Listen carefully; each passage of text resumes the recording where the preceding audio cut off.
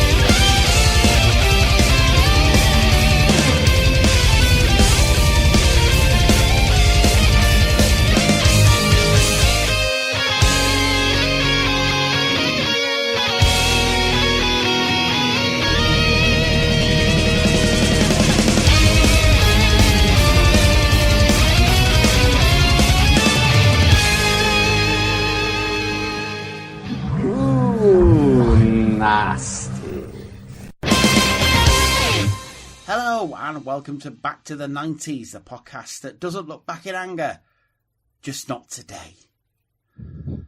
Yes, it's the second of our special 90s month stuff. Like I say, in the month of October, for anybody who didn't listen to the last episode with myself and Amy, we're basically taking a look at the 90s for a month. Because obviously the 80s is eternal, and we love the 80s, but we also love the 90s as well. So we're doing a special month for my birthday, because obviously October is my birthday month. So Amy was last week, this week Duncan. Next week we're talking 90s football with Mr. Pete Gaskell, if all goes well. And then we'll be talking about 90s Transformers with Andy to round off the month. But like I say, today I have a special guest. He's here sometimes. He's not a special guest anymore. He's part of the furniture. It is, of course, your friend and mine from Stacebob and the Dweebs. It is, of course, Mr. Duncan Sparrow. Hello, Glenn. How are you doing today? Yeah, I'm not too bad, mate. How are you? Wonderful, wonderful. All the better that the weekend is over on the horizon. Yes, not long now. Just a couple of days and it'll be weekend time. And hooray, because, yeah, I need it. 2 days off on the bounce, just what the doctors ordered. Yes, I couldn't agree more than that because, well, we're a man down at work and it's a bit knackering. So I'm kind of glad that it's going to be sort of a couple of days off, and yeah, definitely do with it. Definitely do with it.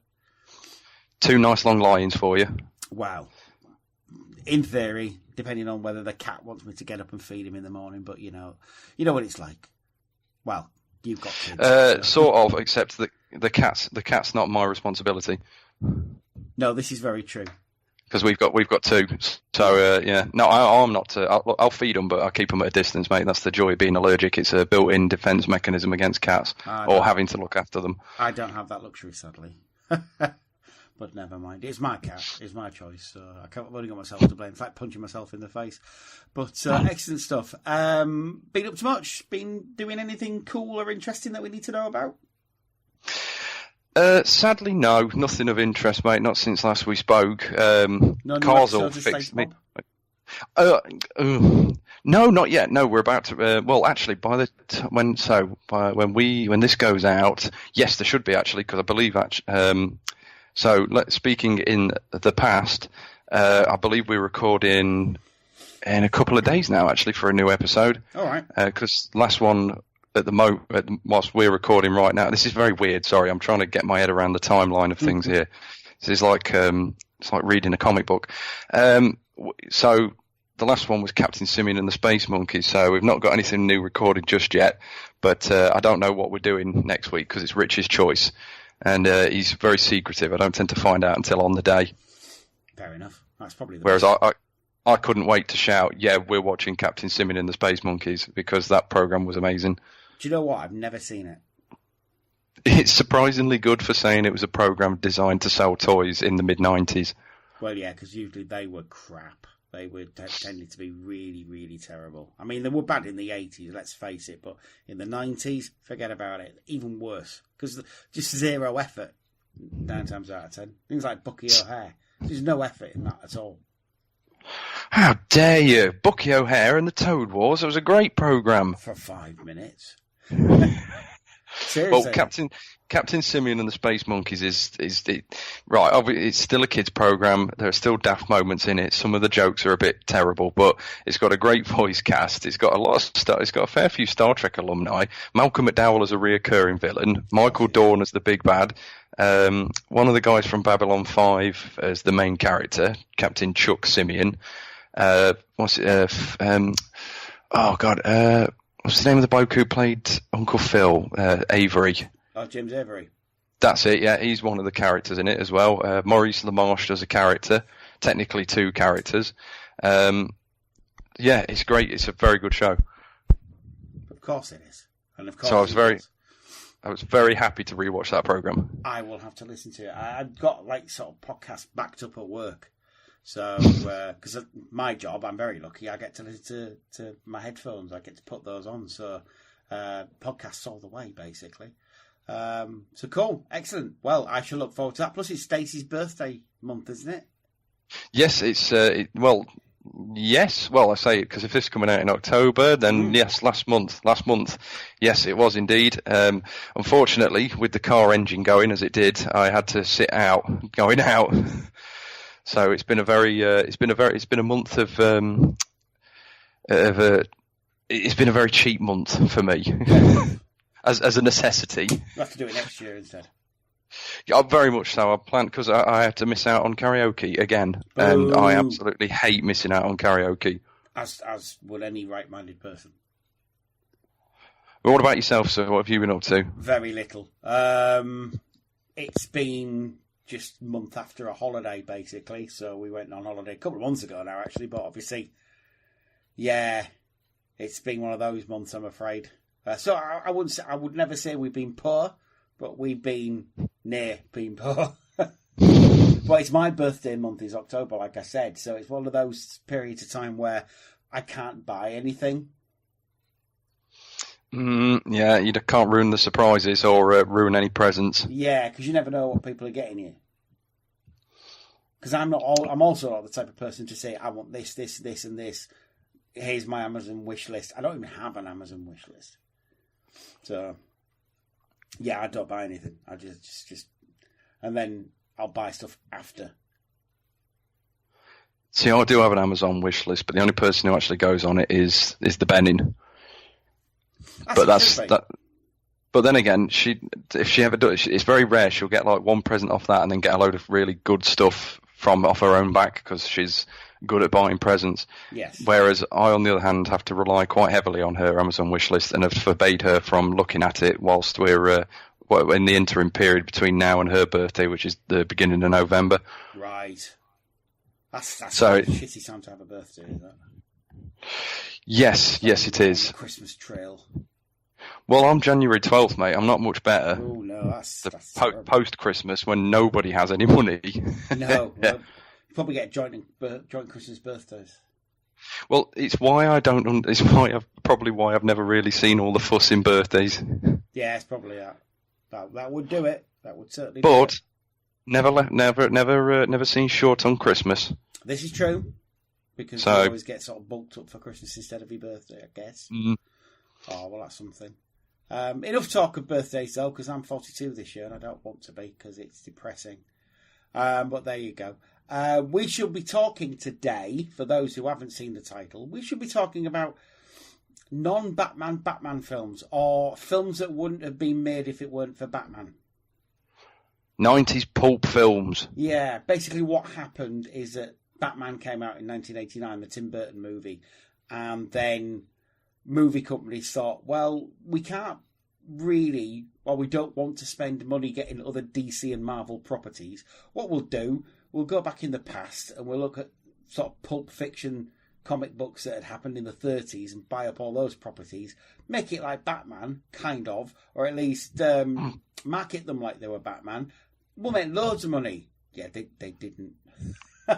There's definitely one of these two that has more than cribbed a few bits out of Batman. Out of these four. Oh, yeah. Absolutely. One of them is one of my favourite films of all time. I really love it. We shall come to that in a bit. Let's not spoil the surprise. But yeah, one of them's great. One of them is one of my most hated films of all time. We'll come to that in a minute as well. I love all 4 of these films. Of course you do. Completely unironically, I love all 4 of them. Of course you do. We shall go some adverts though first, because it's from the 90s. Or this is covering the 90s. The adverts are from the 90s, and they're from the arse end of the 90s as well. From the 12th of October 1999, and it's a company that a TV company that we could never do in the 80s, or at least no, we couldn't do them because they popped up in the 90s. And it's Sky One, which is very strange. Watching Sky One adverts from Star Trek Voyager on the 12th of October 1999, back when Voyager was only on Sky One. What a time to be alive. We were never allowed it. My old man always said you can't watch more than one channel, so he refused to get Sky. Never. He backed the wrong horse and went with On Digital instead. Oh dear, which is now Freeview, I think, isn't it? Technically. Pretty much, yeah. Because ITV Digital got it and then said, we'll pay all these football clubs loads of money, and then didn't. And then went tits up and it all became Freeview. But I had On Digital for a while because I wasn't allowed, where I lived, wasn't allowed to have a Sky Dish. And then they said, you can have a Sky Dish. So I dropped On Digital like a bad habit and, set up Sky. And then I thought, well, best not, because it's bloody Rupert Murdoch and it's evil. And now it's not. I can actually use it again because it looks like it's going to be NBC, doesn't it? Or Comcast, anyway. See, I was just happy getting to watch Toonami so I could watch Dragon Ball Z and Batman of the Future. CNX, that was another good one. CNX, I don't think I ever discovered that one. CNX is what Toonami became. Oh, right, okay. And it showed a lot more sort of anime stuff, and yeah, it was supposed. It showed things like Space Ghost, Coast to Coast on a nighttime. Did see? Oh, nice. It was quite good. It showed some like sort of shitty Hong Kong films as well. So, they're the best kind. Yeah, exactly. No, it was much fun to be had. But anyway, this is from Sky One. Because it's Sky, obviously they have to promote Sky Sports. So they did a trailer for the Worthington Cup, as was. It's now the Carabao Cup, or whatever it is. Some Chinese lager, anyway. But yeah, it's Worthington Cup trailer, and it's Southampton versus Liverpool. And the style of it just reminded me of that Mitchell & Webb sketch with the football. And if you've never seen that sketch, you should totally see the sketch. Because it's never ending. It's always football. And it's like, I love football, but yeah, it never ends, does it? It's never going to... I'm never going to see the end of the football. I'm going to die without it being resolved. Because as soon as a team wins a cup, the cup just starts again. And it's like, it's fleeting. It's pointless when you think about it. It's football. I love football. It's pointless. We won the World Cup, and that's it for another 4 years. But in 4 years' time, it's meaningless. In fact, it's meaningless now. It's sweet. But anyway, that's the Worthington Cup. Next up is an advert, and I'm watching this advert, and I'm thinking, do you know what? This doesn't seem like 20 years ago. It's a Flora Buttery. It's the one where he's on a train, the sales rep bothering the other guy, and he turns the Flora Buttery tub over, and it does a moo, because he's put a sound chip in there to make it sound more like instead of... Which is weird, because Flora's sunflower oil. It doesn't make sense at all. Anyway, I'm watching this advert and I'm thinking, this does not seem like 20 years ago. So it was nice watching it, because it generally when you send me the ads and I watch through them and I vaguely remember that jingle, but I do not remember that advert. So it was nice. It was quite nice watching some of these and going like, oh, I remember that one, and I thoroughly remember this one with the moo underneath it. I think they ran that for a while. Honestly, I think they ran that for quite a long time. But anyway, next one after that is, it's the Airwaves Gun one, but it's one of the ones that are dubbed. And they still do this shit these days. They do it in one language and they'll just dub it into every other language. And I can't bear it. It just shows a complete contempt for the consumer. It's very distracting and it's really noticeable. They do it with the Calgon one now. And it's Are they dubbed? Obvious. Yeah, absolutely they are. Oh, it's been a while since I've seen them. Oh no, I'm not thinking of Calgon. My apologies. For some reason, when you said Calgon, I started thinking of Barry Scott. I don't know why, because that's not even the same product. That's what they wanted to do with the Barry Scott ones. Really? I think that was the plan when they got rid of Barry Scott on the adverts. I think the plan was to start doing that. And people just wanted Barry Scott back, so they actually brought him back. So, new kitchen gun. Yeah, exactly. Bang, bang, bang! Now with new toilet grenade. Yeah, exactly. It's the fact that they get Bella Wilson-Jones crying at the end. Bang, bang, bang! Ha, ha, ha! Oh, God, I love Peter Serafinowicz. He's fucking so weird. He's so weird, and I love it. And yeah, he needs to be on telly more than he is. Because that whole Peter Serafinowicz show, nobody got it. And it was like, I get it, it's ace. And nobody else got it, but fantastic. After the airwaves gone one then, we got one for Linda McCartney-Mintz. No Linda, obviously, because by then she'd passed away. What's wrong with you people? Why would you expect her on an advert when she's passed away?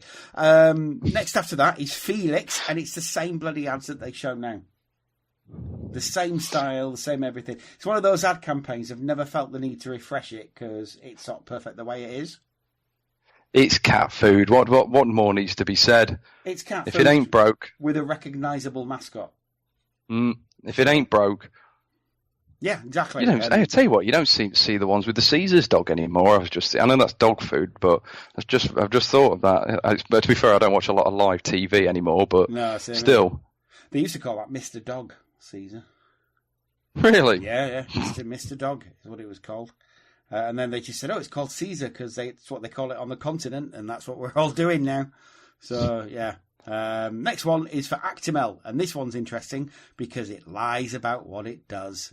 Back in the days when they could do that, I think about 15 years ago, there was a big court case where they just said, yeah, it doesn't do what you claim it does. It doesn't, or there's no scientific proof for it, let's put it that way. So their claim is that if you drink Actimel, it's good for your gut flora and gut bacteria. And scientific tests have proved inconclusive whether it does anything. It's just yogurt at the end of the day. So they were told you can't say it's got I was going to say Effermasculata, but that's an X-Files episode. But you can't say it's got fucking L-Lyc or whatever it is that it's got in it. And yeah, so now they just tend to say, oh, it's not magic, it's science. It's not really, it's just yogurt, for fuck's sake. They've got to justify being able to mark up a yogurt at twice the normal price, water it down, and then serve you half as much of it in a bottle. Yeah, it's just drinkable fucking yogurt, which is very nice. It should, be all right on that basis alone, but apparently not. Next one is an advert which I'm surprised it took them so long to work this one out, but it's for Cadbury's Highlights, and it's basically taking the piss out of Naomi Campbell when she fell over in her heels on the catwalk, and it's hot chocolate, so it's got Errol Brown from Hot Chocolate in it. Because hot chocolate. Yeah, but this is some real hot chocolate. Yeah. This is Highlights, so it's around that time when they were trying to make hot chocolate slimming. So they said that and hot options and that bollocks, and say it's only got half the fat of normal hot chocolate. Yeah, half the fat. More sugar though. When anything says it hasn't got fat in it, it just means it's got loads of sugar. So yeah, it's got all the sugar. It's so sugary, you will get diabetes from drinking it. And then you've got a pot noodle one, and it was when they were trying to make pot noodle quirky. So I've just put here, oh dear, because it's utter shit. I mean, pot noodles are fucking vile. Yeah, I think the only time I've ever enjoyed a pot noodle was when they briefly released a mac and cheese one, and apparently everybody else hated it. Pot noodles are fucking disgusting. They're awful. I tell you, I share the same love of pot noodle that Lister does. Yeah. I'd eat the dog food first as well. It's got more meat in it for a kick-off. There's no meat in a pot noodle. They're vegan friendly. And for some weird reason, they seem to want to chuck peas into every single one of them, whether it makes sense or not. Yeah, no. Horrible fucking things. They're vile. I don't know why people eat them. I don't know what they're still doing. They've got more than ever at the moment, and it's just like, no, just don't eat them. They're awful. You might as well eat cardboard, more nutritional. But anyway, after that, they've got a Sky Premiere triple bill on Sunday night. Problem Child 2, fuck's sake. George of the Jungle, which actually is quite a good film. I quite like George of the Jungle. Yes, it is. Father's Day, starring Billy Crystal and Robin Williams. It wasn't Robin Williams' finest hour, let's put it that way. Out of those three, George of the Jungle's actually quite good. There's a second one. I've never seen the second one, and I don't want to. You don't. It's terrible. It's not Brendan Fraser, is it? No. Then what's the point? Do you know what? What's his... him who played the Sandman pops up in it, though. He was... Because he was the villain in the first one. Oh, God, what's his name? Thomas Hayden Church? Oh, yeah. Is that it? Yeah. He's in it, but that's about it, because I don't think he... Does John Cleese do the voice as well of Ape Named Ape? Yeah. I think that's about it, but there's like a cheeky gag at the beginning about how George of the Jungle turns to the camera and goes, Brendan Fraser wanted more money, which is why it's a different bloke. Yeah. But it's got none of the charm. The story's absolute garbage. It's just shite. I bought it on the cheap for the kids, and I was like, I wish I'd never got this. It must be bad because Leslie Mann doesn't turn up in it. And this was before, I'd assume this was before she'd married Judd Apatow, so... Well, that's what sustained her career for the last 20 years. Because she isn't very good. No, she generally just plays Leslie Mann. And Leslie Mann, as far as I can tell, is an asshole. From the part she plays, she's not very nice. It's not like Sarah Silverman, where she plays just assholes in films just to be an asshole. Leslie Mann actually does seem not to be a very nice person. So, I don't know. There you go. She certainly wasn't nice in This Is 40, let's put it that way. But that's a terrible film. You mean this is 40 minutes too long? It was like 3 hours too long, wasn't it? But it was sat in the 5-year engagement. They were sold to me on the basis they were comedies. Neither of them are comedies. Trust me. They're just depressing. But there you go. Never mind. Anyway, those are your adverts. We should be back in a couple of minutes then with some early 90s Batman rip-offs. Bye-bye for now. Jim will be right back after these messages. A Worthington Cup third-round double, and both ties must be decided on the night. Tonight, Birmingham versus Newcastle. Division 1 promotion contenders facing a Premiership test against the rejuvenated Magpies. Great goal! Then tomorrow, Southampton face Liverpool. With the Saints capable of beating anyone at the Dell, the men from Merseyside will need to produce their best. A great effort! Worthington Cup football, tonight and tomorrow at 7:30, live on Sky Sports 2. Oh, so you've gone for the butter there. It's the taste, isn't it? Yeah, well, that's what most people think, but I reckon it's all up here. Yeah, I'm on my way to this big conference on healthy living. Can I show you something? Yes. Yeah, try this Flora buttery on your roll. It's very nice. Yeah, and if you look after yourself and watch what you eat, it can help lower cholesterol. Yeah, but that's not it. Turn the tub over. What? Go on, turn it over. Good, isn't it? It's just a prototype, but I mean, it's cow's butter. Yeah? Flora people care. Are you getting the hit you need? You've got to try this. Airwaves, the amazing vapor release gum from Wrigley's. It tastes great and it bursts with fast-acting menthol and eucalyptus vapors that help your nose feel clear. The vapor goes on and on. Sugar-free Airwaves. The vapor hits you fast and lasts. Linda McCartney Mints is 100% meat-free. What? No meat? Meat-free, GM-free, Linda McCartney's great-tasting mints. Which is the UK's biggest selling cat food? Oops. The cat out of the bag. Being a model and a mum can be difficult to juggle. I really have to be at my best. That's why every day I choose the natural goodness of Actimel. He loves the taste too. New Actimel from Danone is a great-tasting yogurt drink with a unique culture, L-Casei Immunitas. A naturally good way to begin your day. My whole family enjoy it. New Actimel, natural goodness from the inside.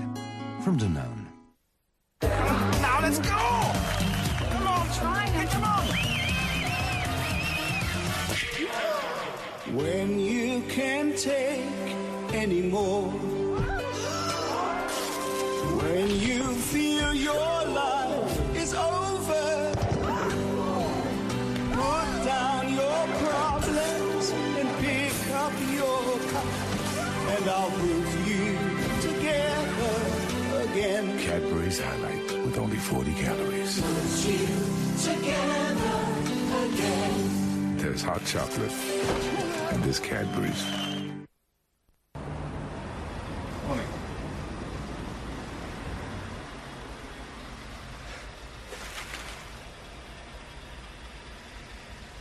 Excuse me, sir. This is not the lip-smacking chicken and mushroom flavour pot noodle snack I expected. Indeed, this is a clean suit. It's spotless. It just isn't gorgeous one-handed chicken and mushroom flavour. Pot noodle, please. Pot noodle. Everything else is just pants. This Sunday on Sky Premier. You're an evil boy. At 5, he's a parent's worst nightmare.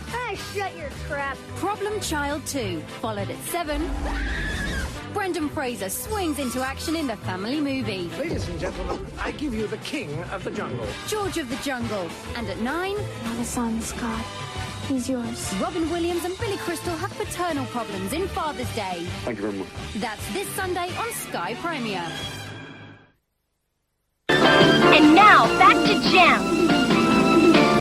And welcome back. Hope you enjoyed the ads as much as we did there. Right, so, Duncan. Glenn. You have come here today on the predication that you're going to be talking about some early 90s Batman-inspired films. Why have you brought these to our attention today? Because one, you told me it was something from the 90s, and the first thing that popped into my mind was these 4 films, because I absolutely love them. I couldn't, I'm at a loss for words again, as usual. So, I thought we could chat about The Phantom, The Shadow, The Rocketeer, and Dick Tracy. 4 films that are sort of loosely tied together by being two proper pulp heroes. One's a comic strip character, and one was actually created in the early 80s, I think, The Rocketeer is. So he's not technically, but he's very pulp styled. Yeah. But there's just, these 4 films just always struck me as being reasonably sort of similar in tone, style, execution, all that kind of thing. And they're just good, fun films. Yeah, 3 of them are. Well, 2 of them are. I must admit, The Rocketeer and Dick Tracy, I'm not particularly keen on, but you know. You don't like The Rocketeer? I'm not a fan. It's that all that sort of pseudo steampunky stuff. Because it's steampunk before there was steampunk, you know? And it's trying so hard to be Indiana Jones, yet not. And it's the same thing with The Phantom, but I quite like Billy Zane. I think that's the difference with it. And I think Bill Campbell I think what it was, when I saw The Rocketeer for the first time, I was on video, and I misread and I saw Bruce Campbell. Because it wasn't Bruce Campbell, it kind of, oh no, this isn't, I don't know who Bill Campbell is. He was in Star Trek, an episode of Star Trek, and that's all I know about him. But anyway, you really like it. Well, that actually segues quite nicely, because Bruce Campbell was one of the choices for The Phantom. Oh, he'd have been fucking excellent. And there's a parallel Earth out there where there was a version of us watching The Phantom with Bruce Campbell in it. And that makes me a little jealous. And then we watched Darkman right after it with Bruce Campbell. Although, to be fair, Liam Neeson does do a creditable impression of Bruce Campbell all the way through. Right. Well, that being said, in that same universe, Darkman is called The Shadow, and is still directed by Sam Raimi. Yeah, because that's basically what Darkman is. But there you go. Anyway, well, that's what you want. But yeah. So I'm getting off track again as usual. We'll start off then with one of my least favourites, so we can talk about the good stuff at the end. So The Rocketeer. Why do you like The Rocketeer so much? What is it about it? It's just good fun. It's some good clean American fun, is what it is. Well, it's a Disney film, isn't it? Yeah, it is. I remember being in Florida not long after, I think it was a year or 2 after it had actually come out, and getting to see all the costumes and seeing the actual rocket up close. And there's something about the costume as well, and the rocket pack. It's really iconic looking. It's striking imagery. I think it's a great story. Timothy Dalton's absolutely fantastic as the villain, very Errol Flynn-esque.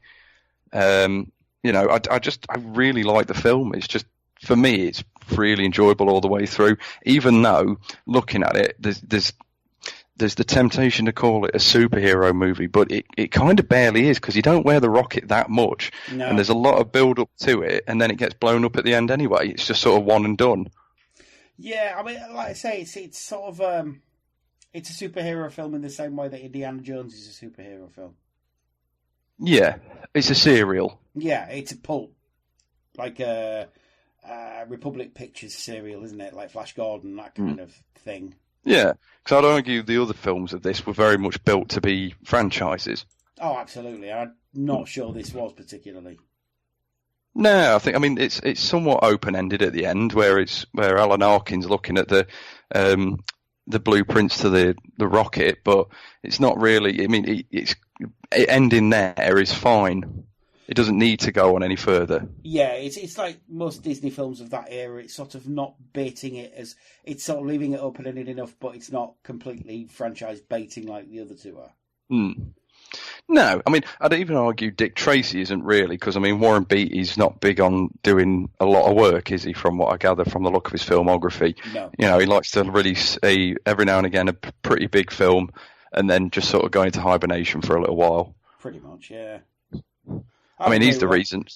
Well, he's the reason that they've never got around to making a sequel or any kind of reboot, isn't he? Because he owns the rights. Yeah, it's like Frank Sinatra with Die Hard. He's got first refusal on it, and he says, "Nah, you never know."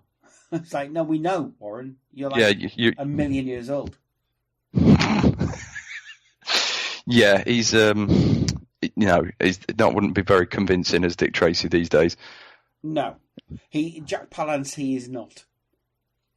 Because Jack Palance was quite convincing as a tough guy, even at the age of 70-odd, It's like he really... Or Clint Eastwood, say. Clint Eastwood's quite Jack Palance wasn't convincing. He was a tough guy. Oh, yeah, I mean, he would fucking beat the shit out of you with a look, basically. Warren Beatty, not so much. He's a lover, not a fighter. But anyway, enough of Warren Beatty for now.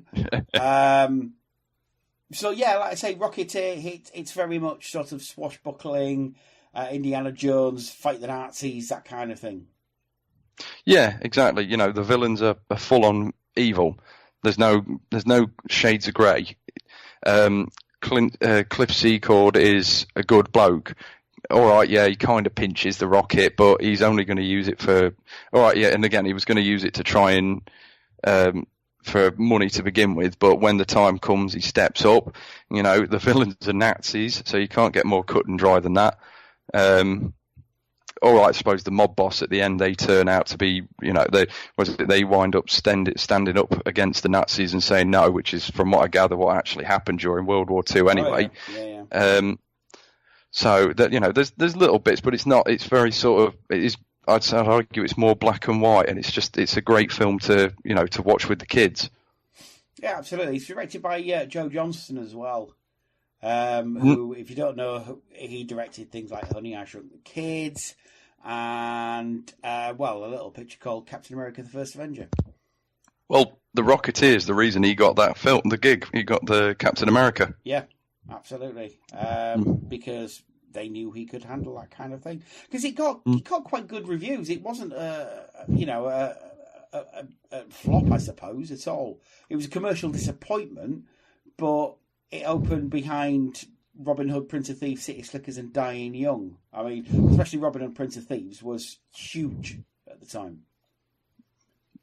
Well, City Slickers was no slouch, was it? Oh no, it was for a comedy. It was extremely popular, did very, very well. But I remember that summer of '91, nothing could touch Robin Hood, Prince of Thieves.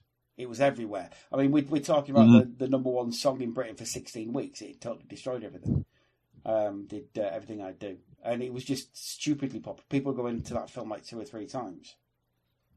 So it's no wonder. I mean, it's still opened at number 4. That's creditable. These days, I mean, obviously it wouldn't be at all, but back then it wasn't, it wasn't bad at all. The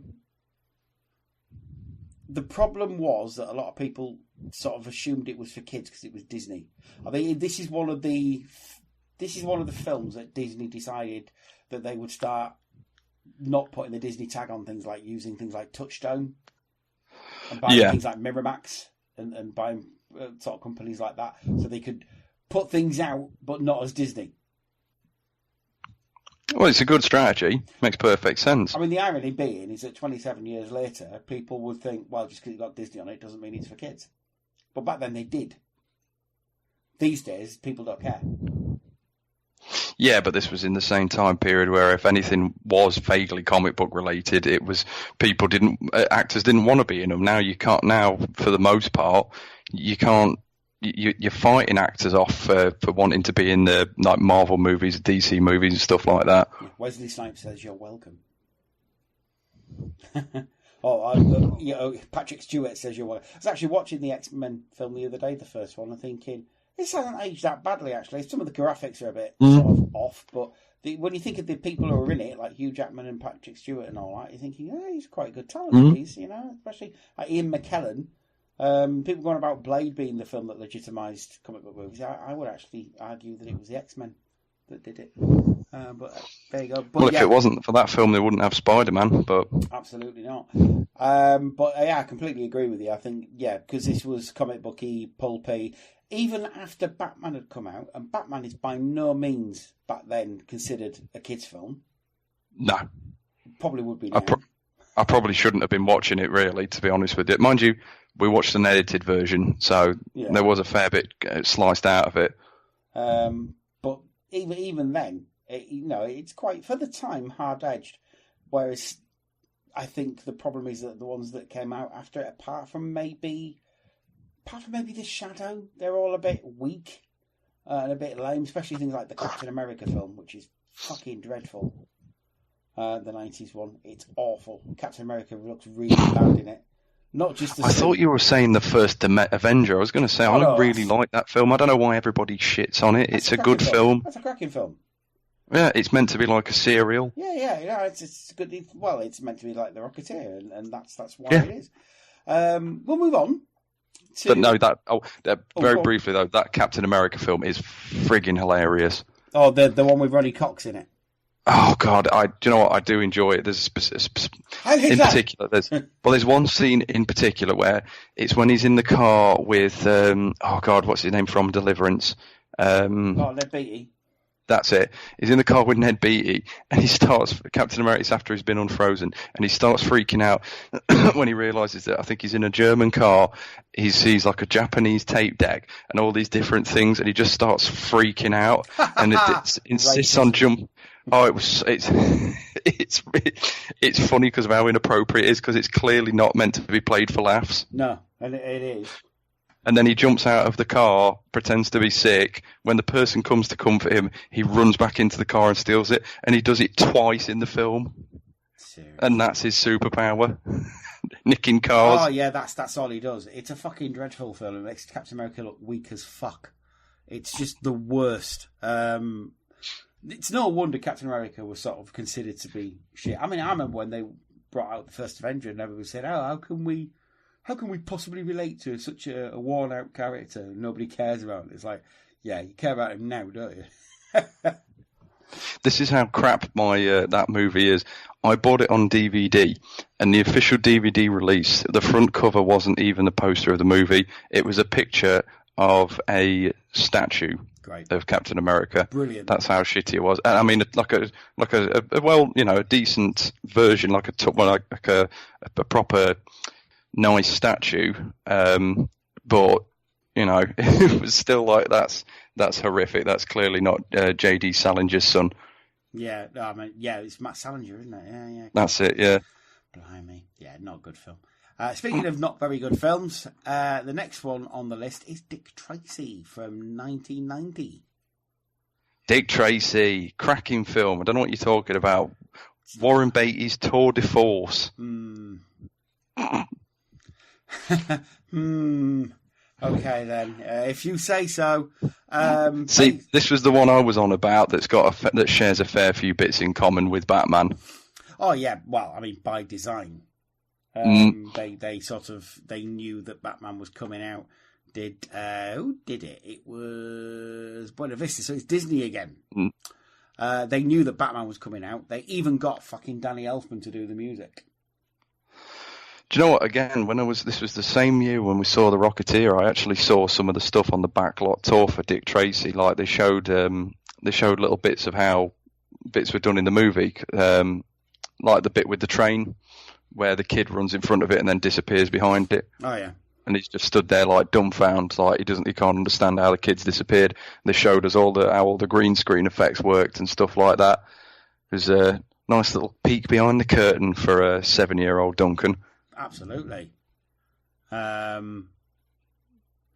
can understand why you don't like this film. It's just it's joyless. It's joyless. It just relies on the fact. Look, bright colours. Look. It's like Warren Beatty is not an action director. That's the other thing. The action in this film is dreadful.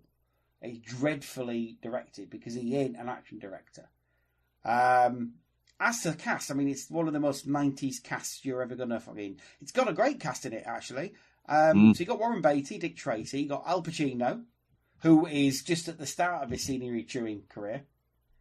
But trust me, he would get worse. I don't know. As much as I look, I mean, and he does choose some serious scenery, and was it Scent of a Woman, and I love I love it so much. What's the other one? Devil's Advocate, and stuff like that. This is where it begins, I don't know. Though. This is where it sort of he's a respected actor at this point, and it's this point he realises, oh, hang on a minute, I made loads of money by doing this.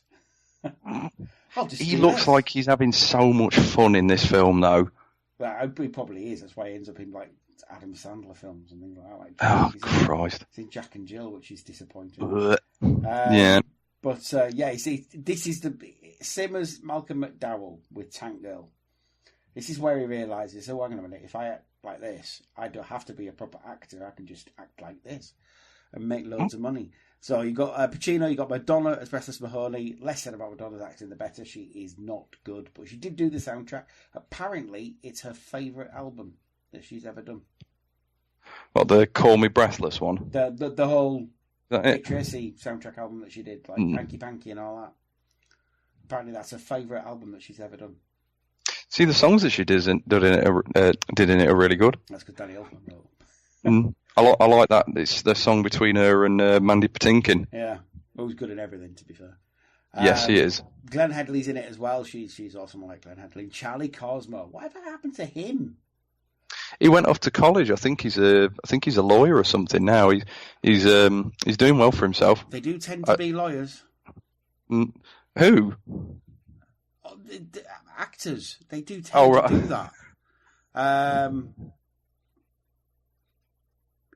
didn't know what you were getting at then. He only did, child actors, they do. Because the guy who played Chunk in The Goonies is a big-time celebrity lawyer now in Hollywood.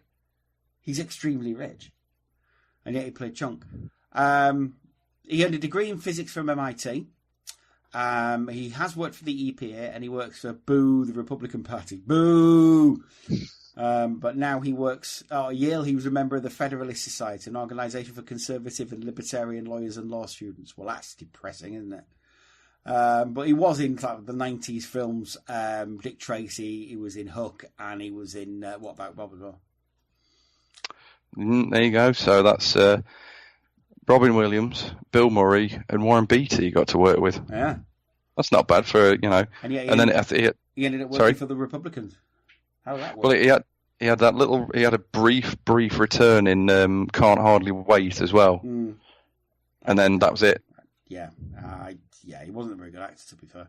But then he was a kid actor, wasn't he? Yeah, so he'd still be shit.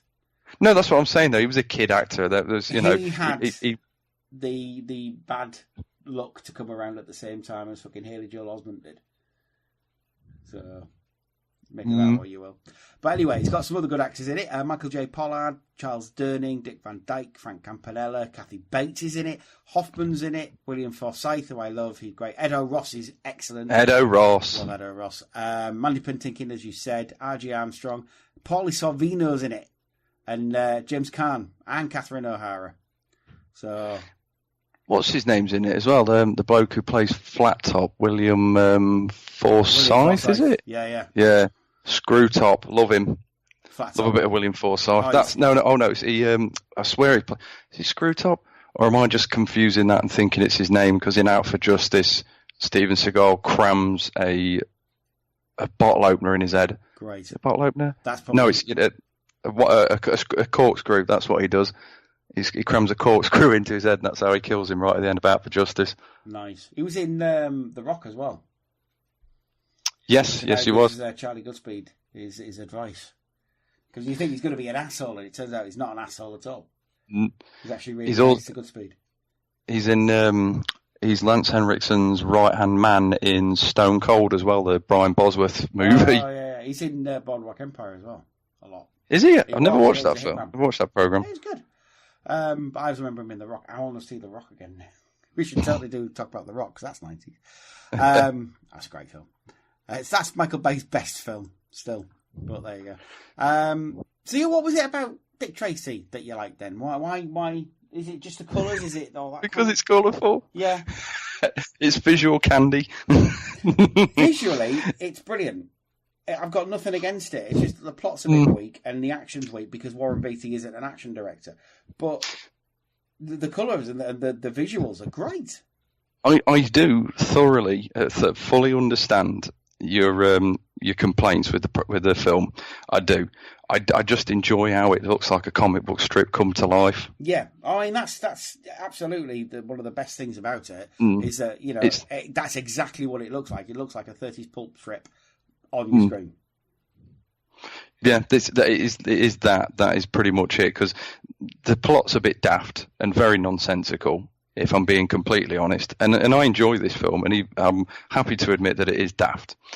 But I like seeing all of the ridiculous. What was the guy's name that created Dick Tracy? I love seeing all of his characters just come to life. Oh, Chester Gould. Except Chester Gould, that was it. Except, I suppose, Dick Tracy, really, seeing as Warren Beatty didn't wear the nose. No, he wouldn't do it.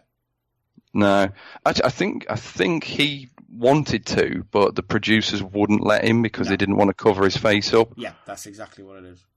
So I think he actually was game, but seeing everybody else like the Brow and Flat Top and Itchy and Little Face and all of them just popping up in the film was great fun. Yeah, absolutely. They did a damn good job on the makeup of this film, making them look all strange and weird and stuff. But yeah, like I say, the visuals, I've got nothing against the visuals, but it's just like I say, it's daft and there's no real plot to it, and it's a bit rubbish. The other thing that makes me laugh about it is that obviously he did wear the nose, did Warren Beatty. Pacino refused to wear prosthetics to make Big Boy look big, because obviously in the comic strip he's a fat guy. Pacino said, "Oh no, I'm not doing that." And he improvised. He just basically turned into Frankie Howard, didn't he? He improvised his own designs and said, "No, I'll do this. I'll work this out myself." And it's like, for fuck's sake, Al. Because he wanted to be Jack Nicholson, basically. That's what it is. He wanted to be the Joker. There's always got to be one, isn't there? Oh, it's usually Al Pacino or someone like that, yeah. Whereas Jack just sucked it up and said, yeah, just carry on. I don't care. To be fair, the makeup did take 3.5 hours to apply to Pacino. So, but like I say, this is the start of his inexorable sort of spiral into Jack and Jill. But, this is where it started. But I don't know. People maybe should have known that it wasn't going to be great, because Warren Beatty's previous film had been Ishtar, which is one of the most famous flops in history. Do you know what? I'm only familiar with that film because of Red Letter Media. Oh, it's awful. It's a terrible film. It's not a good film. They keep mentioning the possibility of a sequel, because Warren Beatty keeps saying, 2016, I think it was last time he said it. He said, yeah, maybe it'll happen. It's like, it's not going to happen, is it? You're too old, mate. Just fucking sort yourself out.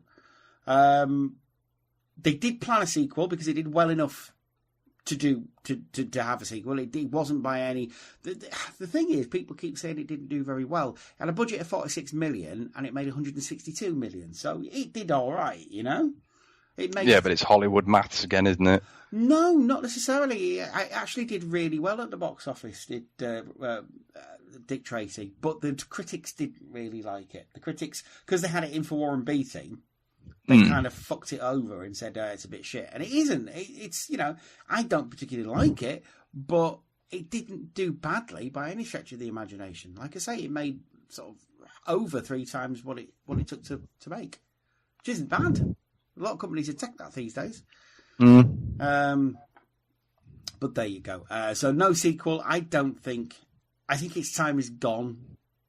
It's passed into irrelevance. I think Dick Tracy. Nobody really knows what it is now. They were pushing it with our generation, frankly.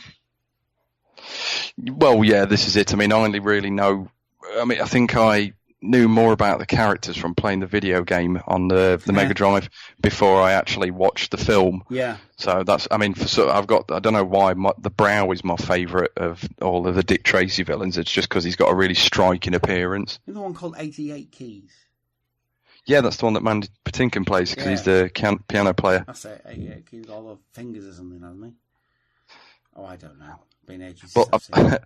I just think when it comes to Dick Tracy, I can't remember if it's Mad Magazine or Robot Chicken, but there's a sketch where he's going around pointing, and obviously he keeps calling all of his villains like Prune Face, the Brow, things like that. And I think somebody says to him like, "Well, why are you such a dick to people?" And when he gets back home, he takes his hat off, and he has got a literal mushroom tip underneath his trademark fedora. Nice. that just tickles me a little bit. Of course it does. Nice and immature. Oh well, obviously. Ramping up the maturity level even more. Then we're going to move on from 1990 to 1996, and the Phantom. Very good. Yes, I do. Sorry. Oh, go on. No. Carry on, sir. You continue. So the Phantom was actually a character that us growing up in the 80s did know a little something about. Based on Lee Falk's comic strip from the 30s. Us kids knew about the Phantom because he was in Defenders of the Earth. Defenders of the Earth. Defenders. And I must admit, I got kind of excited because I thought that after the Phantom, they might team him up with Flash Gordon. But that didn't happen because it's not a superhero film. It makes out like it's a superhero film, but it's not. What it is Raiders of the Lost Ark. Kind of. It's just a swashbuckling. Yeah, but it's not superhero. He hasn't got all the powers that he has in Defenders of the Earth. But he's not even immortal, not really. And it kind of just, I don't know. But anyway, the screenplay by Jeffrey Boehm is loosely based on 3 Phantom stories: the Sing Brotherhood, the Sky Band, and the Belt, but had supernatural elements and several new characters because that's what they were trying to do. They're trying to make it into Batman. They had a nonsensical tagline for the film, which was Slam Evil. But never appeared. I remember that. Never appeared in the film. Not once. It makes no sense. No, at all. And it was a totally sort of vague marketing campaign where they just showed images of the Phantom and nothing else. So nobody knew what the film was about. See, I wonder if that was in an effort to make it seem like it's not a period piece so that more people would go and see it. Yeah. That's absolutely what it was. But that's only going to breed disappointment, and that's exactly what it did. Because it was very disappointing. And it was just, I like it, don't get me wrong, because it's got some good people in it. Billy Zane's awesome. I always like Billy Zane. He's very charming, Billy Zane. Christy Swanson. Treat Williams, who's chewing scenery, like more than Pacino ever did. Christy Swanson's in it, who was Buffy the Vampire Slayer originally. And this actress, she didn't really do anything after that, called Catherine Zeta-Jones. No, I'm not familiar with her work. Never heard of her. I think she's from near here, actually. Yeah, her family lives down the road. And James Remar's in it, so I love James Remar. He's ace. Swan. Bloody love James Remar. He's great. The second Raiden. Oh, God, no. The less said about that. The better Raiden, I think. But there you go. Patrick McGowan's in it as well. Sucks so much ass, mate. It's such off. a terrible film. Oh, it's so bad. They're all fantastic, the Mortal Kombat films. They're ace. The first one's an amazing film, you're right. They're all great. I love them. Anyway, I did my best effort to derail last time I was on. Yeah, I'm not letting you this time. So yeah, basically, the Phantom concerns an immortal warrior called the Phantom, who is the ghost who walks, blah, blah, blah. We all know who the Phantom is. But the not the joke, the disappointment here is that he isn't immortal at all. He's just passed on from father to son throughout the centuries. So people think that there's a single immortal figure and call him the ghost who walks and the man who never dies. But the 21st Phantom is the one we're sort of focusing on in this film, played by Billy Zane, called Kit Walker. And it's all to do with the skulls of Tuganda, who were supposedly granted its owner of tremendous destructive power. So they're all basically after this MacGuffin called the Skulls of Tuganda. And yeah, there's a lot of running around. It's globe-trotting. That's the whole point of being a serial. It's meant to this. This is another one that's supposed to capture that sort of feel. I think the only one that doesn't is the next one, I'd argue, and that's not a slight on it at all. I think this one definitely it does capture the Republic serial vibe. Absolutely, it does. Whether that's a good thing or not is to be debated. Now, correct me if I'm wrong, but does it not ape the old Indiana Jones plane flying over the map, like that kind of thing? Oh yeah, absolutely. Well, that's what it's. It copies a bit too much for my liking, I think, is what it is. It definitely knows what it's trying to be. And remember, at that time, they'd had the last Indiana Jones film, supposedly. See, the funny thing is that this film, obviously, The Phantom is, I'm pretty confident, and I could be wrong anyway, but again, obviously, the next film we're going to talk about was definitely a much bigger influence on Batman. So it's always, you are right, these films are Batman rip-offs, but it's amusing that the characters themselves are kind of part of what went into creating Batman. Oh yeah, absolutely. But that film's, the film is the Batman 1989 is leagues ahead, really. As much as I love these films, and I do, it's a much better film, and it's odd, really, that like this is it's imitating that sort of serial style, which is that these characters would have been in the serials before Indiana Jones, but Indiana Jones came out later, did it way better as an homage, and then these films that are trying to sort of ape that homage but also stay true to the original style aren't really as good as the homage. Yeah, you've got the other one that came out around this time that Catherine Zeta-Jones would also be in was The Mask of Sorrow. Oh yeah, that was 2 years after this. Yeah, which did exceedingly well because it was its own thing, and it had a bigger budget, it had better director, and it had the backing of the studio. Whereas these were, it was the Lad Company and Village Roadshow distributed by Paramount, so Paramount weren't making it. Whereas they did make Indiana Jones. Didn't Robert Evans have a hand in The Phantom as well? Let's have a look. I'm not sure. Yes, he did. He produced it. Yeah, I thought he did because I remember him saying it because I listened to his audio book, The Kid Stays in the Picture. Interesting audio book, worth a listen because he's the one who narrates it. Got ya. Well, it's like, not to be nasty, not to be awful, but the guy who directed this film, Simon Windsor, also directed, before he directed this, he directed Free Willy, which, although it was a massive hit at the time, hasn't aged well. It's fair to say. I've never watched it. It's terrible. And then I was never interested in it as a kid. And then he did Lightning Jack, which was a Paul Hogan film, the cowboy one with Cuba Gooding Jr. And then Operation Dumbo Drop. And then after The Phantom, it was 5 years before he directed something, and it was Crocodile Dundee in Los Angeles. Oh dear, he's one of that rare breed of like sort of late 80s, early 90s directors where they're very static in their style and they just shoot what's in front of them. There's no real sort of flourish to what they do. No, I mean, he directed things like Lonesome Dove and Young Indiana Jones Chronicles of television and things like that, so you can definitely see he had a visual style, but he would always have like sort of fucking Paul Hogan in his films, you know? Because he's from Australia and that's what they do apparently. So yeah, it's not a bad film, isn't The Phantom? It's just not. Nobody's ever going to say, "Ooh, I should watch The Phantom tonight."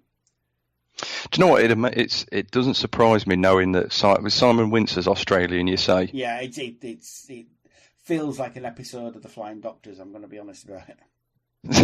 Well, the reason I bring up his nationality is because in Australia, they, or at least certainly around, they used to absolutely love the Phantom. That was their big thing when it come to like sort of we'll say superhero-ish kind of fiction, that kind of vigilante sort of lore, if you like. Yeah. They loved him because Paul Hogan used to do him on his old sketch show. Yeah, he did. Yeah, I remember that. I mean, originally, it could have been so different. The original director wanted to do it was Sergio Leone. And he wanted to do a franchise, apparently. He wanted to do Phantom first, and then Mandrake would have been next. Oh, nice. That would have been awesome. And then Joel Schumacher was considered to direct the film. So and this would have been... Oh, no, hang on. That would have been just after Batman Forever, wouldn't it? Forever, yeah. So it would have stopped him doing Batman and Robin. Oh, now there's a good point. You're right. And it's not like he's going to make the Phantom day glow because he is in the jungle and he's already purple anyway. Purple, so. Yeah, exactly. Look, like I say, it's not a bad film. It's not a great film, but it does have Billy Zane in it, and I do like Billy Zane. It's fun. That's the main thing. Here's one for you. Why has Billy Zane never had... Why was he never the big leading man? Is it just because George Clooney was around at the same time and people preferred him? I'm thinking there's only room for one really handsome man, isn't there? It's a theory because that's it. He's a good-looking bloke. He's not a bad actor. I mean, he proves in The Phantom, which came out before Titanic, that one, he can play a villain in Titanic. Two, he can play a hero in The Phantom. And he was charming as all hell. I really liked him in The Phantom. He's he's not grim. He's fun. He quips. He smiles. Exactly, he's charming as all hell, even though he's supposed to be the ghost who walks. Yeah, exactly. He's not staid or Batman-ish. He's like I say, very charming, swashbuckling, Errol Flynn type character. At the end of the day, you can certainly see Errol Flynn playing this character. But is it just because obviously Billy Zane and George Clooney are handsome men of a certain type, sort of that Clark Gable type, sort of a bit swarthy looking, bit dark skinned, tanned and good looking? Is it just because George was he had a bit of a head up because he'd done ER and Billy sort of hadn't? I don't know, because Billy Zane beat him to movies, didn't he, really? Big movies. Although George Clooney picked very, very well with his first big movie because it was From Dusk Till Dawn. True, but I mean, he'd been in Dead Calm, and I say, like you say, he was in Dusk Till Dawn, but Billy Zane was in Titanic, which is one of the biggest films, but everybody paid attention to Leo because obviously he wasn't the leading man, he was the arsehole. Well, Titanic also, people are not going to like it, it's not credible. It's not a credible film. No, there's always been something that bothers me about setting a fictional romance plot during a actual historical disaster. To me, that just doesn't sit right with me. Plus, DiCaprio spent the last 20 odd years trying to erase the fact that he was in it and try and convince people, "No, I'm better than that." He hates it. Apparently, he really hates it and hates the fact that he did it. He didn't want to do it. He was told it would be good for his career, which was true. But I think he saw it as sort of like a sacrificial lamb. If I do this, what's funny? I can then do what I want. Do you know what's funny? Speaking of Joel Schumacher, is Leonardo DiCaprio was one of the choices to be Robin. It was a toss-up between him and Chris O'Donnell. And there's another one in there as well. Oh, go on then. Keenan Wayans. Oh yeah, it was Marlon, wasn't it? Because he was going to be in the first Batman. Yep. Then they were going to put him in Batman Returns because they couldn't fit him into the first one. Then they didn't. Then I think he got again sort of similar to first refusal rights, but I don't know if they paid him out, and then they went between them two. Yeah. But might have been interesting because I think Marlon is Marlon the one who's the Wayans brother who's in Requiem for a Dream. Yeah. Because he's actually a really good actor. G.I. Joe as well. In G.I. Joe. Well, yeah, I know. He was also in Little Man. Do you know what's depressing is... The Wayans brothers. Well, that, but him who directed G.I. Joe did The Mummy, and that's a great film. You know... Is it? Yes, Is it's it, a cracking good film. Yes, it is. Yes, it is. How dare you? Is it really? It's not. It's shite. I tell you what, that film is going to stand the test of time a hell of a lot better than the Tom Cruise Mummy. I've not seen it, and I don't really want to. But... I haven't either, but there you go. You see, our combined apathy towards that film speaks volumes. I will say it because it's Tom Cruise, and I do like Tom Cruise. But speaking of films that people didn't care about, and I really like, The Shadow. From 1994, directed by Russell Mulcahy. Hey. Who, if you've not heard of Russell Mulcahy, he directed Highlander, among other things. The Wild Boys video for Duran Duran, he directed that as well. And kind of. There we go. That's a nice little callback to another appearance from me on Back to the 80s. Then. Yes. Yeah, Marvellous. Here's one for you. If you ever hear somebody like Attenborough going about wild boars on TV, do you say wild boars? No, but I might now that you put that in my head.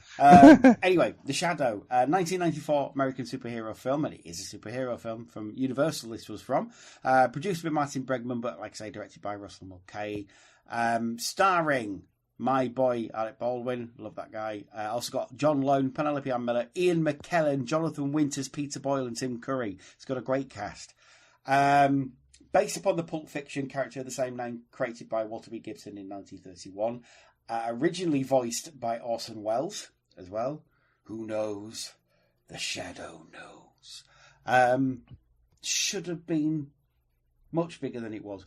But they really went overboard on marketing it like it was Batman. I mean, they really wanted it to be Batman, did Universal. And they started kind of... I really like the marketing, and I really like the posters because it's that purple and green early 90s stuff going on. I really like the colour. It reminds me of Decepticons, I think that's what it is. But the marketing was great for it. And it's got Alec Baldwin. It's got a really interesting story. It's got a great villain. A lot of critics apparently didn't like Khan as a villain. And I'm like, he's great as John Lone as a villain. What are you talking about? And they didn't like Penelope Ann Miller for some reason. Who doesn't like Penelope Ann Miller? Sorry, I was just still quite blown away by the fact that people didn't like John Lone as Shi-Won Khan. He was great. He was great, wasn't he? It's got Peter Boyle in it, for fuck's sake. It's got Tim Curry in it, for fuck's sake. Sorry, I was just pulling up the poster. I'd forgotten how nice it looks. Oh, it's ace, isn't it? The poster. Yeah, that's it, where it's just like the outline of his face. Yeah. I don't know why people didn't like it. It's got a really interesting story behind it as well. It does go a bit batshit in the middle, admittedly, but it has a guy in it who is on the side of good, but he's got a dark side. To be fair, they don't make much of that once you get past the first bit. So you've got Lamont Cranston, played by Alec Baldwin. Just after the First World War, sets himself up as a drug lord in Tibet and uses an alias of Yinko, which apparently means Dark Eagle in Mandarin Chinese. He's abducted by servants of the Tulku, which is a holy man who exhibits otherworldly powers and knows Cranston's identity. He offers Cranston a chance to redeem himself and become a force for good, and Cranston just says, yeah, basically. Well, I mean, initially he refuses, but he's silenced by a mystical sentient flying dagger called the Furber. And he does remain under the tutelage of the Tulku for 7 years, and then he becomes the Shadow in New York. Like I say, they make a lot of that in the beginning, and you got Shin-Yen, who actually says, oh, you're just as dark as me, but they don't really play on it. There's never a part in the film where he's not succumbing to the dark side. Which do you think there would be? I don't know. There's that scene where he has the hallucination where he pulls his face off and it's Shi-Won underneath. Yeah, but they never really comes to anything. That's the only thing I would say is probably bad. Not even bad, but he operates as the Shadow then in New York, who's a vigilante who basically Batman's the city's underworld. He recruits some of the people he saves from criminals to act as agents, and then he does a thing to his face. So he it's never really made clear that his face actually changes, or because he's got the power to mist men's minds and cloud men's minds, whether he's actually just doing it in their head. And I think that he's just doing it in their head, isn't he? Yeah, you'd imagine so, because when he's in the taxi, you don't actually see him applying anything beyond his scarf and his hat, and that's it. Yeah. But then his entire nose changes. Yeah, well, his entire face changes. But it's good.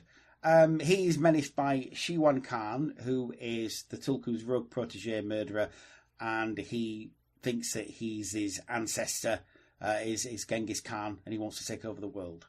So he comes and menaces New York City and tries to blow it up.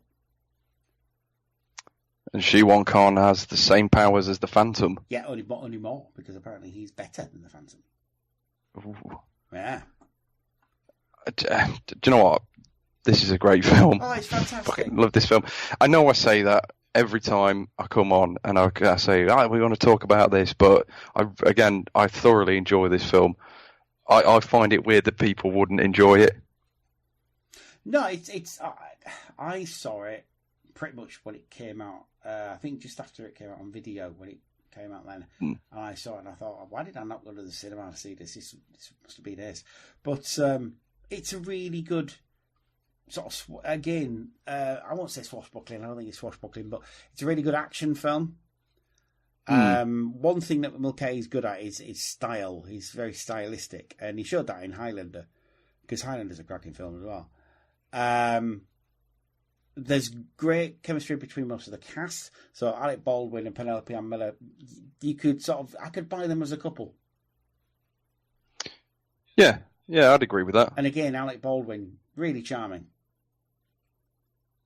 Well, he was one of the original choices for Bruce Wayne, wasn't he? Yeah, he'd made a great Bruce Wayne. Although I always think Jack Donaghy, Bruce.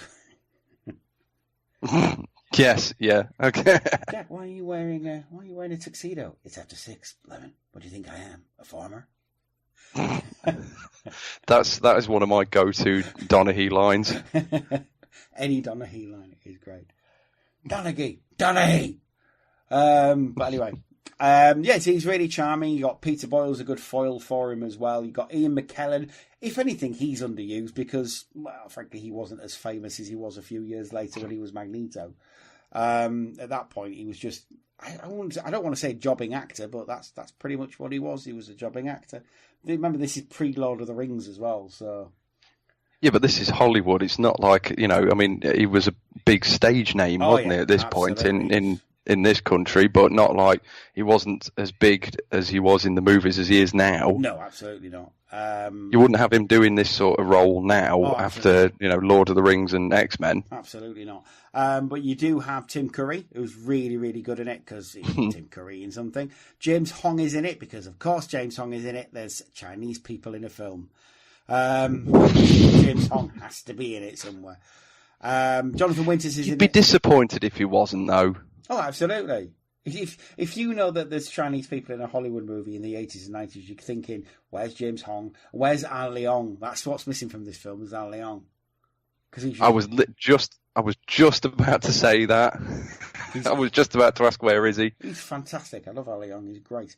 Jonathan Winters is in it as well. Fond memories for me because I always remember him as Mork and Mindy's son. And Max Wright's in it as well from Alf. Oh, and Ethan Phillips is in it as well. He's the security guard who Shiwan Khan kills. So, yeah, just before he was Neelix, he was in this as well. It's just a good, rip-roaring film. And it looks authentic. I love New York City in the 20s and 30s, which is why I like things like Fantastic Beasts. I like seeing New York of that era. So to have a whole film filled of it, and it's all like nightclubs and that kind of posh, opulent living, even though it's set in the 30s, and the 30s was the Great Depression and blah, blah, blah.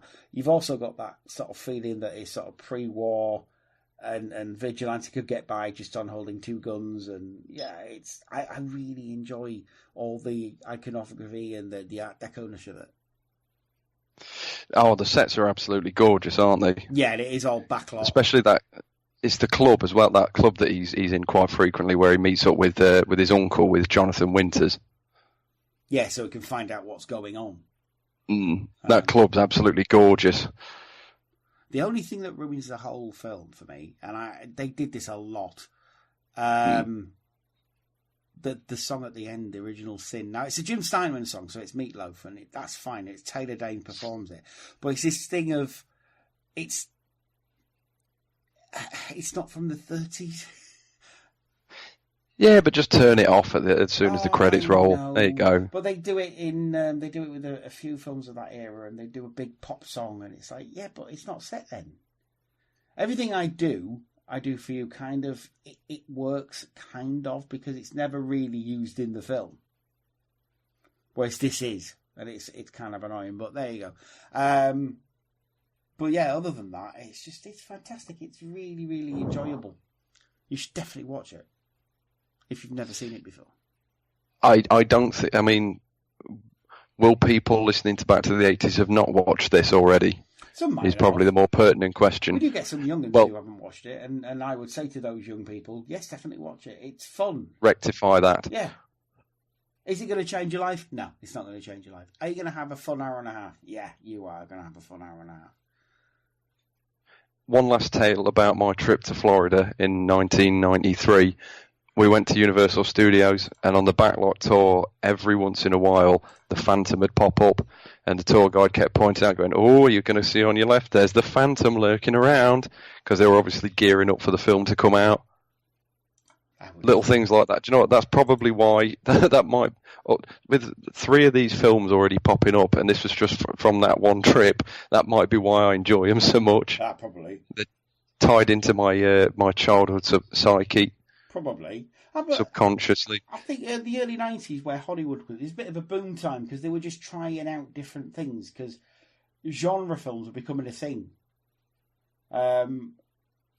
And they had a lot of trouble in the early 90s, because they had a few big, massive films come out. So you had, like, Batman come out, and then the last Star Trek film came out not long after that. And then in 1993, you had Jurassic Park, so everybody had to catch up to Jurassic Park. So you had a lot of films like that coming out. And then, because Jurassic Park was such a success, they knew they couldn't match it, so they just didn't try bothering. Probably for the... I was going to say probably for the best, but... Because obviously, they're always 92, you had Batman Returns come out, which was a massive film, but the studio didn't like it. You had Jurassic Park come out, then 94. What was the big film in 94? There must have been one. I can't remember what it would have been, though. 95, I remember it, Batman Forever and Judge Dredd. Well, 93 was Jurassic Park and Last Action Hero, and only one of those two did well, because the other one got absolutely trounced. And spoiler alert, it wasn't Jurassic Park. No, I think it's because it was 20 years too early, Last Action Hero. Had that been released now... Oh yeah, looking back... We didn't really get meta in the 90s. Whereas meta was a thing, I mean, because that whole film is meta. That's the whole point of it. I think now that would have been a massive success, because it's basically just a treatise on action films, and I think that sort of things like the Expendables. The Expendables is just a Last Action Hero. He knows what it's doing. No, I think that film, with the benefit of time, is a lot better. Oh, it's great. It's mind you, didn't we talk about? I think we said this last time I was on. 93. I remembered what. No, sorry, 94. I remember what it was. The big action film. Demolition Man. What was it? God, yeah. Fantastic film. That's a film and a half. Although it doesn't feel that old, but it is. It's like 25 years old. We should be living in the future of San Angeles. Yeah, but I mean, not long after the film came out, we should have been living in the future of 1997 Los Angeles, where it was a hellhole. Right. Yeah, I mean, it was. No, Simon. Yeah, Phoenix, I mean burning down to the ground, constantly on fire. Because there was no Simon Phoenix. Well, yeah. One Spartan had put him away. into the cryo cube. Oh, such a good film. You've been fined 1 credit for the verbal morality statute. I still don't know how to use those damn 3 seashells. Oh, it's such a good film. Yeah, there's another one. Apart from the 4 we've told you about today, also watch Demolition Man. It's kind of like The Last Action Hero because it's taking the piss out of what an action film is. Because it's not an action film by virtue of the fact that it is taking itself seriously. It's not taking itself seriously.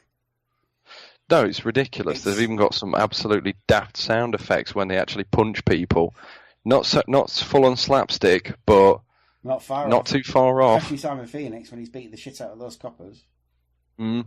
But the whole thing is just sort of saying people like Sylvester Stallone, they're a bit ridiculous, really, aren't they? And that's what the whole film's saying is like Sly's in on the joke, so it's all right. Nigel Hawthorne wasn't in on the joke though. He hated working on that film. Yeah, he didn't like it at all, which really makes me sad because he's really good in it. He couldn't stand Sylvester Stallone or Wesley Snipes. No, which is a shame. To be fair, he was kind of difficult to work with, apparently. He was? Oh, right, okay. Wait, hang on, which one? Apparently the worst one was fucking, unsurprisingly, Dennis Leary. Fucking nightmare to work with, apparently, on that film. Really? Yeah, because basically he's just doing his stand-up routine. Right, This is the period so what, he's just riffing? Yeah, basically, this is the period where he's taking himself quite seriously as well. Not so much now, but he did back then. He took himself really seriously because he thought he was Bill Hicks, basically, isn't it? So, right. And you're not. I like you a lot, Dennis, but you're not.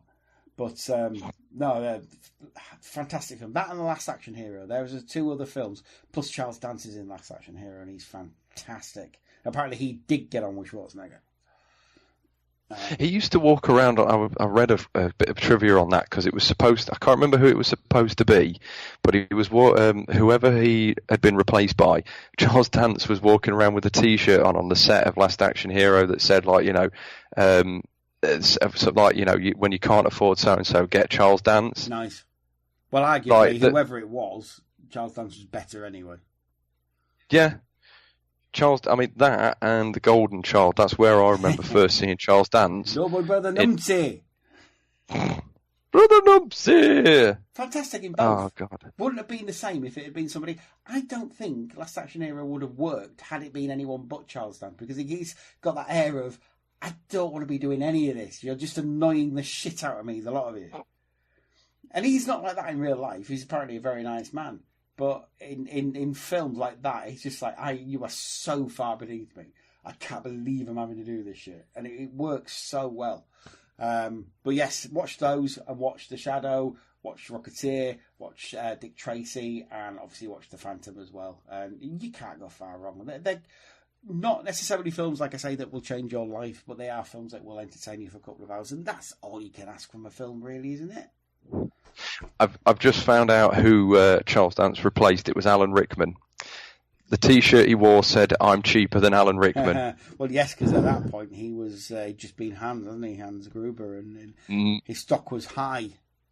I still think he makes a better villain than Rickman would. I think Rickman would have been too knowing, too on the nose. Charles Dance was nice and arrogant. It was perfectly arrogant. Yeah, I think the problem is that if it had been Rickman, it would have been Hans Gruber. We already have Hans Gruber. The only person who could do Hans Gruber better than Rickman was Jeremy Irons. See, that's the beauty of Charles Dance in this. You don't want him to win, but he's so charming that you just want to keep watching him because he's watchable. Yeah. Well, it's that thing with Rickman in Die Hard, isn't it? It's like you can't stop watching him because he's so enjoyable. And like to a slightly lesser extent in Die Hard with a Vengeance, Jeremy Irons, Simon. Do you know what? I'm sorry, I just got that. I was trying to remember the rhyme. What is it? Said Simple Simon to the pieman, give me one of your pies or I'll cave your head in. Yeah. Is that what he says? That's it.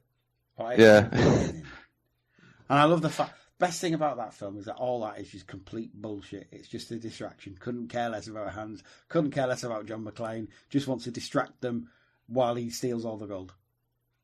Excellent. And do you know what? He makes it personal, and that's the problem. That's him. That's the thing he does that's wrong. He made it personal by involving McClane in the first place, and that's where you fucked up, mate. If you'd not done that, no one would have cared. Die Hard with a Vengeance is only not the best Die Hard because it's not Die Hard. Yeah, absolutely. Die Hard 2's a bit too... I don't know. It's a good film. I like Die Hard 2, but it's not as good as Die Hard with a Vengeance. It's a little too more of the same. Yeah, and they kind of reference that as well. But anyway, enough of that. We will talk about that at some point, I am sure. I don't doubt we will talk more Die Hard at some point. Christmas, probably. Yes. It's Christmas film. Without a doubt. Don't you worry. Excellent stuff. You know I love me some Die Hard, mate. Oh, yeah, of course I do.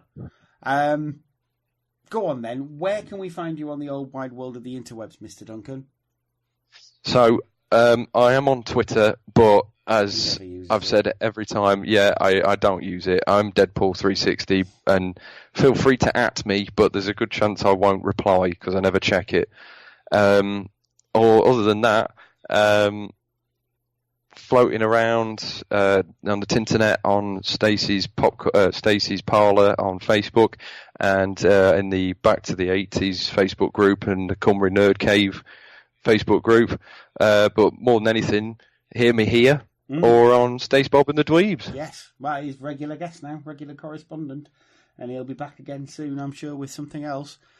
If you want to find us back to the 80s on Twitter, it's @BTTEpod. On Facebook, it's facebook.com/BTTEpod. If you want to find me personally, it's @Cymru Nerd Cave on the old Twitter and Glenn Jakeman on Facebook. Please do send me a message on Facebook. I've had a load of people in the last couple of weeks try and add me, and I don't know who you are. I mean, I've looked for mutuals, and there are no mutuals, so I don't have a clue. And if it's somebody called Sarah Delaney with big tits and blonde hair, then probably Russian bots. I'm probably not going to add you, but there you go. Other than that, obviously btte.libsyn.com, but you know that. You're here already, I would assume. We're going to leave you this week with a 90s song, and it doesn't get much more 90s than this. It's Blur from 1991, and one of my favourites, There's No Other Way. Absolutely cracking tune chosen for this week. It's brilliant. I love early Blur. It's when they got all knowing and ironic that it kind of, that Park Life sort of killed it for me, really. I preferred them when they were sort of pseudo-moddy, sort of not mad Chester because they're from Essex, but that kind of a band. It's when they get, like, Country House is, I don't know, I don't like Country House at all. Oh, look at us, we cockneys. There's a great bit in Rock Profile where Matt Lucas is supposed to be Damon Albarn, and he's saying, oh yes, I love it. I love going down the footballs of a Saturday. And he says, rah, rah, rah, come on, footballs, and scores of goals. And it's like, yeah, that's kind of what Blur, they kind of sold out and became laddish, and it's like, you're not laddish at all. It's like, And it took them a while to get over that. And then they started bringing out things like Coffee and TV, and Coxon basically took over the band again. And they went back to being old Blur, and yeah, I was happier. But there you go. We're also going to leave you with the BBC Two continuity and close down from the 27th of January 1994. Back with the old Two symbols. They've changed their idents. I'm not happy. But there you go. I think they're a bit too abstract. But that's enough of that. I'm not going to go on about idents because we'll be here a long time. Duncan. I do miss these old ones from this one, though, where it was the two and he was going around, pootling around doing stuff. It was fantastic. Absolutely the best idents BBC Two have ever had, I would say, the early 90s. And yeah, there's some good continuity in the early 90s as well. This is just before they stopped doing close downs and went to BBC News 24 or did Learning Zone and stuff like that. So yeah, don't get used to them, lads, because soon there will be no close down and television will be 24 hours and nobody will benefit from it, I don't think. But there you go. Duncan, been a pleasure as always. Glenn, also, always a pleasure, mate. You'll come on again, won't you? Of course I will. Excellent. You know that. You've just got to fire up the dunk signal. As I will, and we'll get you on talking about something probably from the 80s next time, but we know the options there. We can always go back to the 90s as well, because we now know the nostalgia TARDIS works there as well. Hey, there we go. As somebody who grew up more in the 80s, despite growing up on, who grew up in the 90s, but grew up on 80s pop culture. You know, nothing wrong with a little bit of choice, despite how much we love the 80s. I don't think it hurts just a while, maybe a month to do the 90s as well. But there you go. Excellent stuff. Well, so bye-bye to all the lovely people, Mr. Duncan. T to the FN. Bye-bye, everybody. We'll leave you with Blur. Bye-bye for now.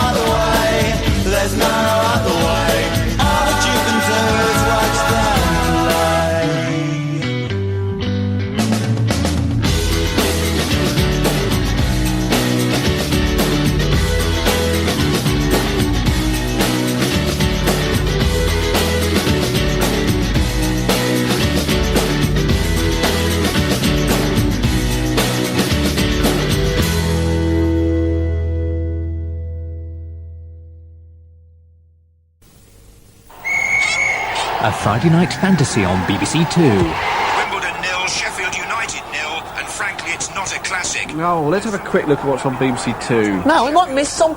The Bermuda Triangle. Go on, explain that one. You know all the answers. That is a genuine mystery. How did a song like that ever become a hit? That was the best goal I've ever seen. If only our action replay machine wasn't broken. Well, nothing else exciting will happen for ages now. A pet that's fit for the pot. You can coo at him, you can chew at him. Well, I'm glad the police have got rid of that streaker. I must say she looked remarkably like Michelle Pfeiffer. Caroline! I didn't know you knew her. Oh, yes.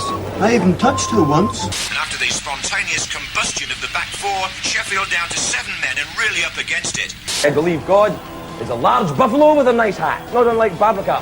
Now on BBC Two, David Baddiel and Frank Skinner with Fantasy Football League. Well, nah. Friday night's fixtures on BBC Two. Well, with the time getting around to just after 1:20, Well, we're well into Friday, and already it's time for us on BBC Two to wrap things up for tonight. Before we go, it's customary for us to point you towards the BBC's radio service. Lynn Parsons is on Radio 1 at the moment, and on Radio 2, The Night Ride with Steve Madden. As for BBC Two, thank you for being with us tonight. As always, it's been a pleasure, and tomorrow night we'll be here to do it all over again. Well, until then, from all of us working on the network tonight, including young Simon downstairs in the office, and me, Michaela Saunders, take care and have a peaceful and pleasant night. Good night.